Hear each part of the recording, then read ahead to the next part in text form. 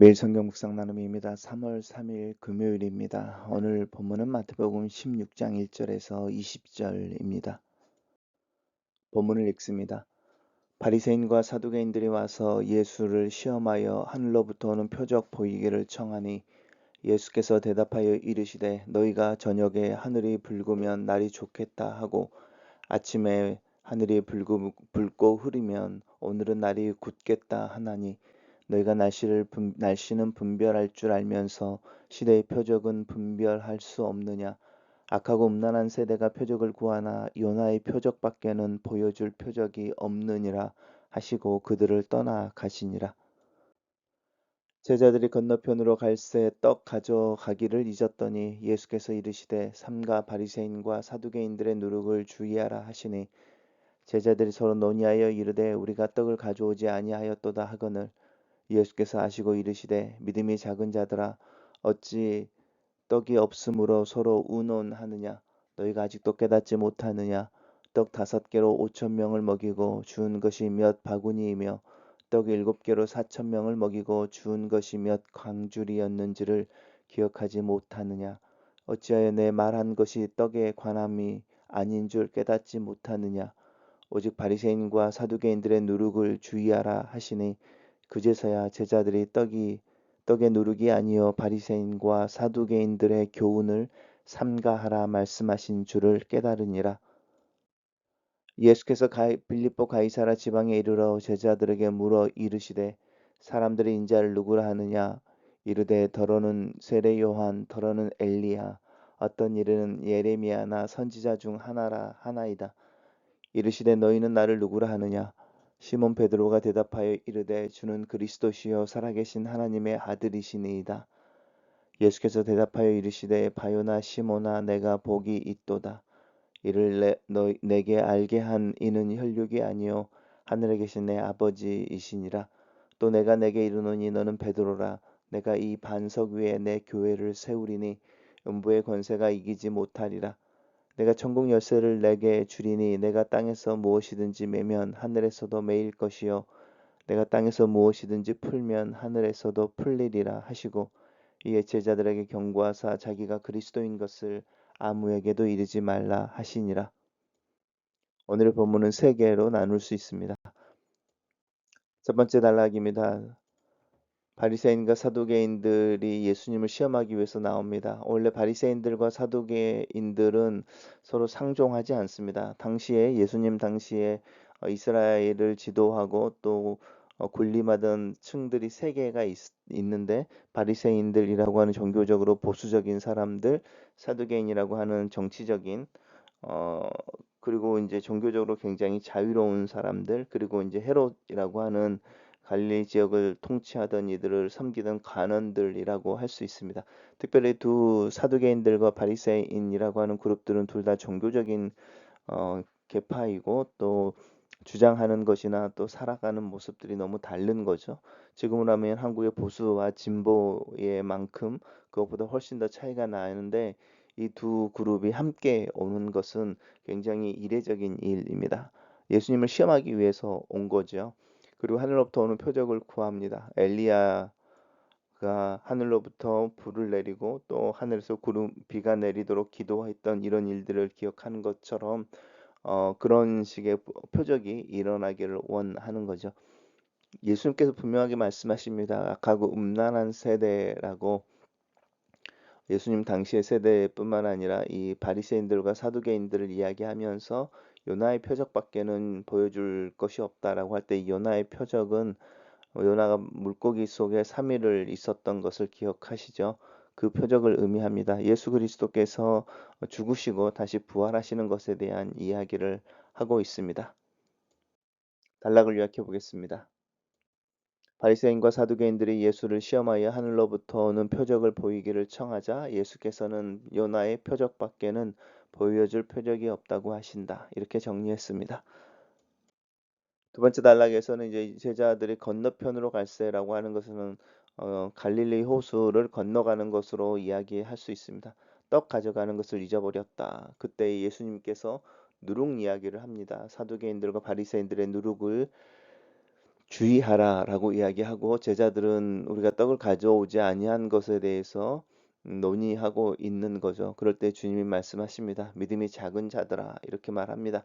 어, 바- 이 책망처럼 들리는 이 말이 이제 무리를 걸었던 베드로에게 끝까지 주님만을 바라보고 무리를 걷지 못했던 지속하지 못하는 믿음에 대해서 믿음이 작은 자들아 이렇게 책망을 했었는데 오늘 본문에서도 믿음이 작은 자들아라고 하는 부분은 깨닫지 못하는 거죠. 들어도 깨닫지 못하는 것에 대해서 이야기할 때 믿음이 작다라는 말로 표현하고 계십니다. 주님이 어떤 분이신지를 경험했으면서 그것을 실제 생활에는 적용할 수 없을 때, 적용하지 못하고 있을 때 주님이 하시는 말씀이신 거죠. 그러면서 이제 구체적으로 바리새인들과 그 사두개인들의 누룩을 삼가하라 이렇게 이야기할 때 이제 교훈을 삼가하라라는 말씀인 줄 깨닫습니다. 단락을 요약해 보겠습니다. 예수께서 제자들에게 바리새인과 사두개인들의 누룩 곧 그들의 교훈을 삼가하라고 경고하신다. 이렇게 정리했습니다. 마지막 단락에서는 이 가이사라 빌립보라는 지역에 이제 제자들과 예수님이 이르십니다. 이 가이사라 빌립보는 갈릴리 북쪽에 있는 그리고 이 가이사라라는 말이 이제 어, 황제를 이야기하는 거니까 로마 황제에게 헌정된 도시인 거죠. 헬몬이라고 하는 만년설에서 이제 그 만년설에 녹아 흐르는 물이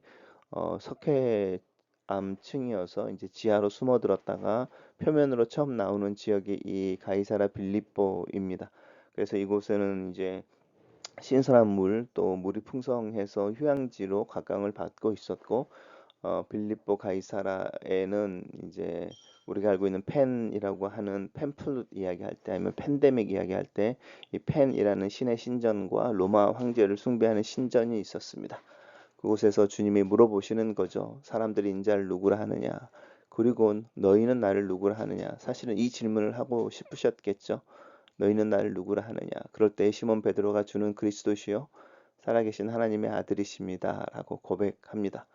그것을 이제 주님은 복이 있다라고 말하는 거죠. 바요나 시모나라는 이 바요나는 요나의 아들이라는 뜻입니다. 요나의 아들 시모나 내가 복이 있다. 너희가 내가 누구인지 아는 것은 하늘에 계신 아버지께서 너에게 알려주었기 때문이다라고 이야기하시는 거죠. 그러면서 너는 베드로다. 내가 이 반석 위에 교회를 세우겠다라고 말하는 부분입니다. 이 반석을 어떻게 이해할 것인가가 중요한데 이 반석은 베드로가 고백해내는 고백을 의미합니다. 주는 그리스도시요 살아계신 하나님의 아들이라는 베드로의 고백 위에 교회가 세워지고 그 교회 또 이 그 고백이 음부의 권세가 이기지 못한다라고 하는 부분입니다. 천국의 열쇠를 준다라고 하는 부분은 천국에 들어간다 들어가지 못한다라기보다는 땅에서 무엇인지 매면 하늘에서도 매이고 땅에서 무엇인지 풀면 하늘에서 풀린다라고 하는 어떤 천국과 이렇게 하나님 나라와 또 우리가 살아가는 삶에서의 어떤 결정이 연결되는 것을 의미합니다. 요한복음이나 복음서에서는 이 매면 매이고 풀리면 푼다라고 하는 것을 교회에 주는 또 예수 그리스도를 믿는 자들에게 주는 용서함 또 용서를 선언하고 누군가에게 용서를 구할 수 있는 이 사랑하기 위한 가장 기본적인 조건인 거죠. 그 권세를 의미합니다. 그래서 우리가 누군가를 용서할 때 하나님이 그들을 용서해 주시고 우리가 누군가를 용서하지 않기로 작심할 때 그들이 동일하게 매여 버리는 것. 그래서 우리가 이제 이 권세를 가지고 누군가를 용서하고 우리도 용서를 구할 수 있는 그 부분입니다. 그리고 이에 제자들에게 경고하사 이렇게 말하는 부분인데요. 이제 여기서 제자들에게 넘어가는 거니까 이 주는 그리스도시요 살아계신 하나님의 아들이라고 하는 시몬의 고백이 단순히 시몬의 고백이 아니라 사실은 제자들의 고백으로 연결되어지는 거죠. 그가 그리스도인 것을 아직은 알리지 말라고 경고하십니다. 아직 고난의 때가 오지 않았기 때문입니다. 단락을 요약해 보겠습니다. 너희는 나를 누구라 하느냐는 예수님의 질문에 베드로는 주는 그리스도시요 살아계신 하나님의 아들이라고 고백하고 예수께서는 제자들에게 자기가 그리스도인 것을 아무에게도 알리지 말라고 명령하신다. 이렇게 정리했습니다. 이방인조차 하늘나라에 참여하는 마당에 아직도 하늘의 표적을 구하고 있는 유대 종교자들의 청을 예수님은 단호히 거절하십니다. 이제 그들에게 보여줄 수 있는 표적은 요나의 표적밖에 없습니다. 하늘에서 내려온 가장 큰 표적이신 예수님을 거절하는 것은 기적이 부족해서가 아니라 믿음이 부족해서입니다.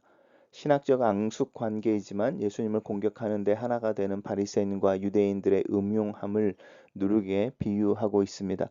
적은 누룩의 음식 전체가 부패하듯이 그들의 시험과 회유에 조금이라도 말려들면 치명적인 결과를 초래할 것이라는 뜻으로 경계하라고 말씀하십니다. 오병이어와 칠병이어의 기적을 경험하고도 생명의 떡이신 예수님을 곁에 두고도 제자들은 누룩의 말씀을 떡으로밖에 연결시키지 못합니다. 내가 읽는 말씀도 내가 욕망하는 세상의 가치와만 연결되어 있진 않는지 긴장하고 또 경계해야 하겠습니다.